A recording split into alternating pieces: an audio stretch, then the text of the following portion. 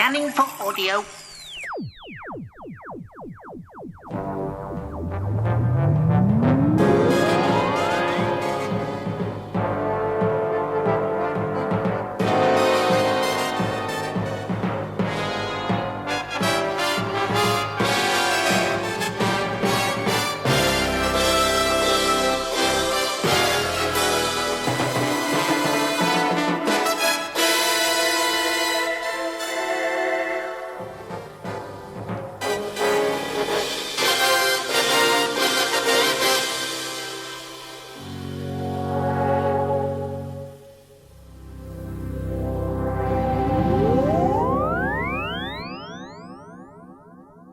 Welcome to the Tin Dog Podcast. Yes, it's the summer, and this is Blake 7. Story number 3 from Series 2 being Weapon. Ah, yes, Weapon. Do you ever get the feeling that there's a lot of stuff thrown into something? Over-egging the pudding is a good way of putting it. Yes, there are people in this episode where you go, you what? Who's got what's A? In fact, A is a fairly good noise to have going on while you're watching this particular story. You see, you've got your A plot, and then your B plot, and then usually your C plot, and things like that. That's how narrative usually works. But here you've got your A plot, and your other A plot, and probably at least one more A plot. You've got the Clone Masters. Now, if this was Babylon 5, the Clone Masters would have been the major recurring villain for an entire series. If this was Star Trek, the Clone Masters would have appeared several hundred times and you would have gone, oh great, here they are again. The woman who is a Clone Master, and I know this is probably going to be all over the place because I'm doing this without notes, and you know what, why not? She does look like she's just stepped off, well, a Gallifrey set. Big collars, ridiculous makeup, and a lot of wavy hand gestures, and talking about the sanctity of life. All very important. All never to be seen again. All very disappointing. I can't pretend to understand it, but then again, that's not important. What is important is that, well, there's a story about cloning, about copying. That's like your A plot, the first A plot, let's call it that.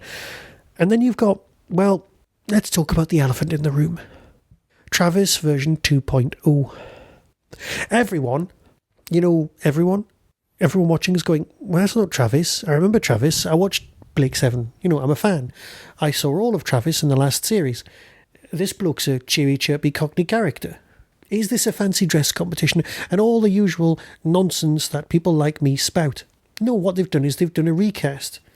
Now, Brian Croucher's pretty good. And if you'd had Brian Croucher from the very beginning, no one would have batted an eyelid and everyone would have been very pleased. But there's a storyline about cloning in the story where you've got someone turn up who quite clearly isn't the person who was there in the last series. Yes, he's wearing black and has got an eye patch and has got a fake dodgy hand, but that's it. That's all you've got. And yes, he wants to kill Blake slightly more than he wants anything else. So that's one storyline where you've got Blake and the copy of Blake, which I'm not quite sure about. It's not like they've got some sort of psychic link.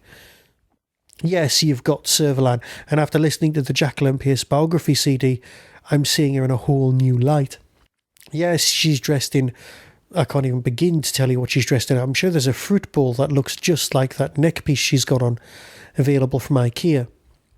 And it's very odd that the president of the entire galaxy is dressed like a serving girl from an old episode of Star Trek.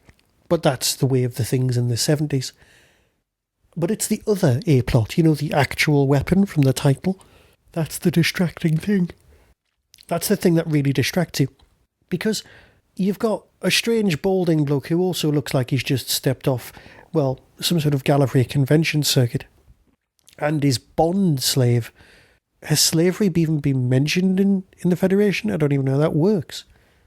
It's becoming more and more like some sort of Greek or Roman structure. Slavery appears to have turned up a lot more. Now, I know there are arguments for and against the existence of slavery. By definition, back to the 10th Doctor saying, who makes your clothes? But the 1970s Federation is a lot more clear-cut than that sort of thing. Someone is either a slave or they are not. And the genetic breeding system, the alpha grades, The stuff straight out of Brave New World that's hinted at still seems a little bit odd. I don't think I've ever seen anyone pregnant in Blake 7. But lots of people have parents and mothers and that sort of thing gets discussed. So perhaps that's a whole different rambling sidetrack that I really need not to go into. So there's a very, very arrogant, nasty man who's apparently the hero who's invented IMIPAK, which sounds ridiculous. It sounds like a placeholder name. It sounds like something you'd use to take the hair off your legs. The Bonds girls are clearly in love with him, and he's just a weird, arrogant, overdressed person. It looks like he's dressed as Eric Roberts' master, who's always dressed for the occasion. They've got a weapon that allows you to shoot someone and delay the impact. Well, you know what? It's a nice idea, and you could have a whole story dedicated to that. But they don't know what to do with it. The extra clone of Blake, again, it's kind of wasted. It's like a third or fourth draft where people are trying to fix things and they just can't quite get it to work. But that's just my reading. What do I know? I know nothing. Yes, it's enjoyable enough, but perhaps it's the new Travis that just distracts you too much from my liking. And so I'm going to watch the next Blake 7 and see if that makes me feel any better. Yes, the lamps on the walls look like they've just come from Space 1999, but you know what? That does not save this story. Too much pointing of pointless weaponry, too many big collars, and too many big ideas crammed into one little story. And with that, I'm going to fade away, and perhaps next time I'll be talking about Doctor Who, or maybe more Blake 7. So until next time, be seeing you. On the 3rd of September 2016, Hooverville 8 will be with us. Possibly the friendliest convention in the whole of the UK. This year's guests include, but are not limited to, Kai Owen from Torchwood, Michael Jason from Doctor Who, the Valeyard himself, Katie Manning, Joe Grant, Eric Sayward, Sophie Aldred, good old Ace, and Matthew Dale.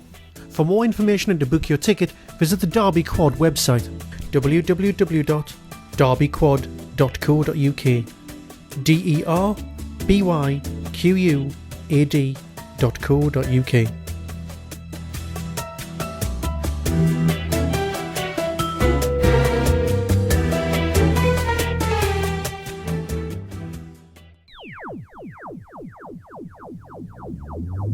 That was the Doctor Who Tin Dog Podcast, available on iTunes, YouTube, Twitter, RSS, Vimeo, and across the internet. Doctor Who and its associated properties are all copyright and trademark of the BBC. No infringement is intended. Why not become a supporter by visiting patreon.com/tindog. Contact the show on tin-dog@hotmail.co.uk. The Tin Dog Podcast is a founder member of the Doctor Who Podcast Alliance.